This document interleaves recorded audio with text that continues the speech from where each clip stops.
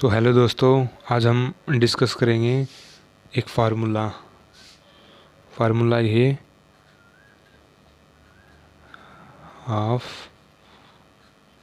A plus A transpose plus half A minus A transpose. इसको ऐसे लिख रहे थे हम। चल यही रहने दो, यही बताऊंगा मैं। आज मैं आपको ये बताऊंगा कि हमारे पास जो फार्मूला है स्क्यू सिमेट्रिक और सिमेट्रिक वाला, ये आया कहाँ से। अब मैं आपको जनरली एक क्वेश्चन के तौर पे बताऊंगा इसको। जैसे मान लो कोई मैट्रिक्स है और ये ए के बराबर है, वो मैट्रिक्स अपने आप उसी के बराबर होगी। तो ठीक है, मान लो ए मैट्रिक्स को 2 से मल्टीप्लाई कर दें और 2 से ही डिवाइड कर दें तो कोई फ़र्क नहीं होगा। अगर इसको काटेंगे तो सेम ही यही रहेगा ए। और अब क्या करेंगे, अब इस हाफ को अलग कर लेंगे और 2a इसको ऐसे लिख सकते हैं हम। और फिर जो हमारे पास 2a है, 2a किसको मिलकर बना होता है, डबल ए को। a प्लस ए लिख सकते हैं हम इसको कि a प्लस ए, 2a मिलके 2a हुआ हमारे पास। अब हम इसको क्या लिख सकते हैं, हाफ ए और a ऐसे लिख सकते हैं ना। अब हम करेंगे ए ट्रांसपोज प्लस कर देंगे और यही माइनस कर देंगे इस इक्वेशन में। Half A plus A transpose plus A minus A transpose, ये हो गया। अब हमको इसको खोलना है, बार बार इसको अलग अलग करके खोल देंगे। हाफ एक बार इन दोनों को सेपरेट करके खोल दिया, ए प्लस ए ट्रांसपोज प्लस का निशान, फिर इस हाफ को इन दोनों के साथ खोल दिया। ये तो हमारे पास फार्मूला आया था ये बड़ा। ये किसके बराबर था, ए, ये कि ए कोई हमारे पास मैट्रिक्स है और उसको स्क्यू सिमेट्रिक मैट्रिक्स को जोड़ेंगे तो वो सेम मैट्रिक्स रहेगी। तो ये 2 कंडीशन थी, ये सिमेट्रिक और ये स्क्यू सिमेट्रिक। तो मैंने आपको इस वीडियो में ये बताया है कि ये फार्मूला कैसे बना है। ए कोई मैट्रिक्स को ए के बराबर मान के 2-3 स्टेप किए हैं और यहाँ से हमारे को फार्मूला मिल गया जिससे हम सिमेट्रिक और स्क्यू सिमेट्रिक का पता कर सकें। ठीक है, और नेक्स्ट चलते हैं। मैं बताऊँगा आपको एलिमेंट्री ऑपरेशन की क्या चीज़ है। ये एलिमेंट्री ऑपरेशन आज हम इस वीडियो में एलिमेंट्री ऑपरेशन के कुछ ट्रांसफॉर्मेशन टाइप्स हैं उनके बारे में डिस्कस करेंगे। वे क्या हैं, इसमें आपको 3 बातें याद रखनी पड़ेंगी। सबसे पहली बात ये है कि आगे हम चल के निकालेंगे क्वेश्चन, उसमें पता लगे हमको कि कहाँ काम आएगा हमारे को। ये सबसे पहले 3 बात ये हैं कि एक ये काम आएगा हमको, कोई मैट्रिक्स ए है उसकी ए इन्वर्स मैट्रिक्स निकालने के लिए। अगर मैट्रिक्स ये, इसका इन्वर्स मैट्रिक्स क्या होगा, इस मेथड से हम उसको निकाल सकते हैं। आप सिर्फ इतना याद रखो कि किसी रो को दूसरी रो में चेंज कर सकते हैं और किसी कॉलम को दूसरे कॉलम में चेंज कर सकते हैं। रो को रो में चेंज कर सकते हैं, कॉलम को कॉलम में चेंज कर सकते हैं। रो को कॉलम में नहीं, ना कि कॉलम को रो में। रो को रो में चेंज कर सकते हैं, जैसे रो फर्स्ट को सेकंड में चेंज कर दिया, सेकंड को थर्ड में चेंज कर दिया, और कॉलम को फर्स्ट को थर्ड में, थर्ड को फर्स्ट में। इस तरह से रो को रो में और कॉलम को कॉलम में चेंज कर सकते हैं। दूसरा हमारे पास कि मान लो रो ए में हमको चेंज करना है तो उसकी जगह पर हम किसी भी स्केलर नंबर को मल्टीप्लाई करके उसी में लिख सकते हैं। आप इसको नोट करके रखना, मैं आपको बताऊँ भी। जैसे एक मैट्रिक्स है हमारे पास, ये रो है 1 2 3 4 5 6 7 8 9, ये हमारे पास मैट्रिक्स है ए। अब इसमें चेंज करना है रो 1 ये है हमारी, इसमें के कोई हमारे पास मान लिया हमने 2 है, 2 को तो इस R1 की जगह पे हम क्या लिख सकते हैं, KR1, K 2 और R1 के हर एक एलिमेंट 2 1 2 2 और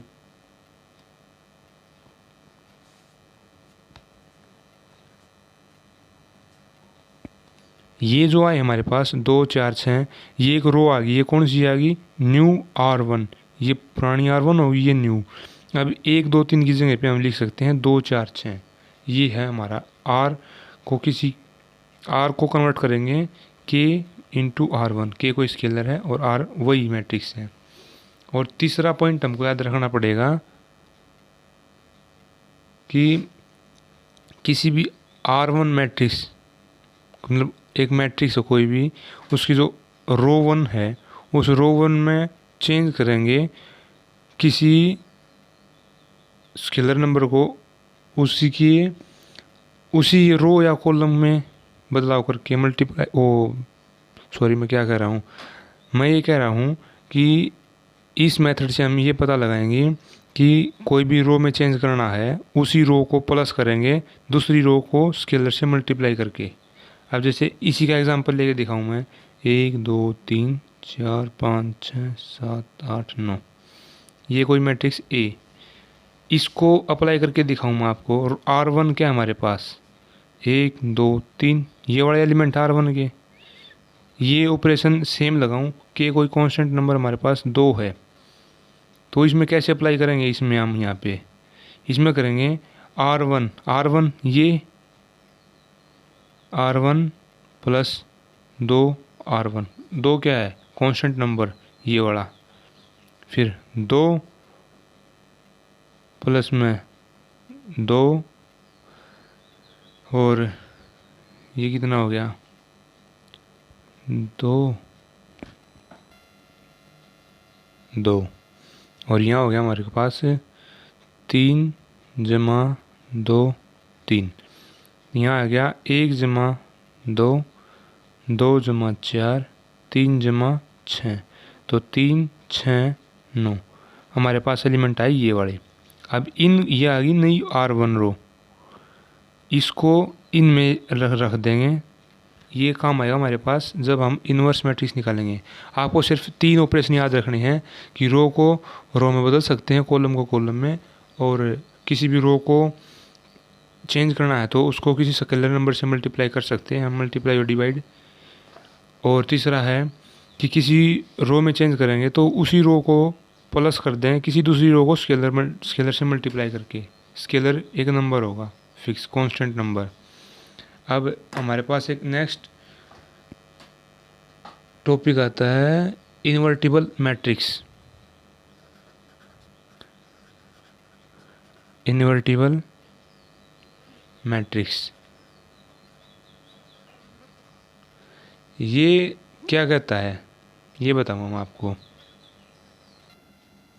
ये होता है कि मान लो कोई A मैट्रिक्स है और एक मैट्रिक्स है B।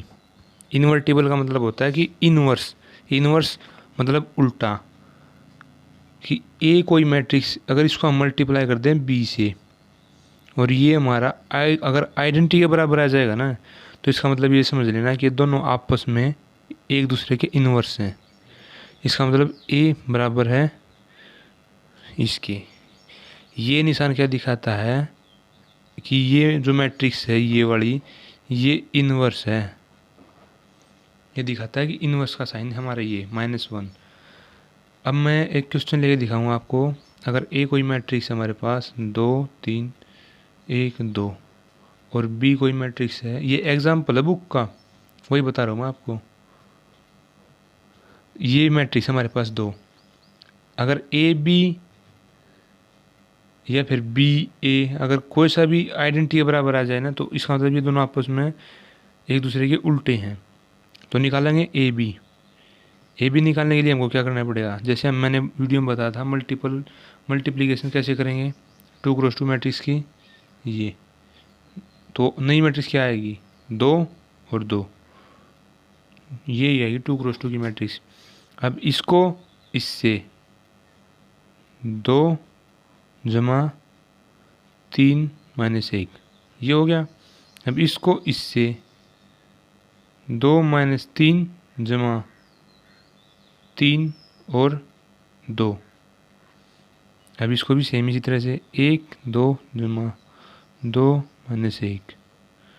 अब इसको -3 1 जमा 2 2, यहाँ लगा लो यार इसको। ये हो गया हमारे पास 4 माइनस 3 और 2 माइनस 2 माइनस 6 प्लस के 6 माइनस के 3 प्लस के 4। ये कितना आया? 1 0 0 और 1 आ गया आइडेंटिटी। जब A और B अगर आइडेंटिटी मैट्रिक्स के बराबर हैं तो इसका मतलब A is equal to inverse of B। ये इक्वेशन है, ये टॉपिक हमारा ये कहता है इनवर्टिबल। ये हमको काम आएगा किसी भी मैट्रिक्स का इन्वर्स निकालने के लिए विद एलिमेंट्री ऑपरेशन, जो मैंने आपको ये वाला टॉपिक बताया है। मैं आप सबको इन वीडियो द्वारा सिर्फ टॉपिक समझा रहा हूँ कि किस तरह टॉपिक बनते हैं और कैसे काम करते हैं। क्वेश्चन हम आगे चल के सोल्व करेंगे। तो दोस्तों आज की वीडियो में सिर्फ इतना ही। बाकी 1 या 2 कॉन्सेप्ट रहता है इस चैप्टर का, उसको हम नेक्स्ट वीडियो में डिस्कस करेंगे। और उसके बाद इसकी कुछ एक्सरसाइज के कुछ जो इम्पोर्टेंट पर्सन हैं उनको हम करके देखेंगे, मैं आपको समझाऊंगा। और अगर आपको किसी क्वेश्चन को करने में कोई दिक्कत आ रही हो तो आप कमेंट बॉक्स में उसका नाम लिख देना, उसको मैं किसी वीडियो में सोल्व करके दिखा दूंगा आपको। और अगर आपको मेरी वीडियो अच्छी लगती हैं तो आप मेरे चैनल को सब्सक्राइब करें और वीडियो को लाइक करें और कमेंट करें।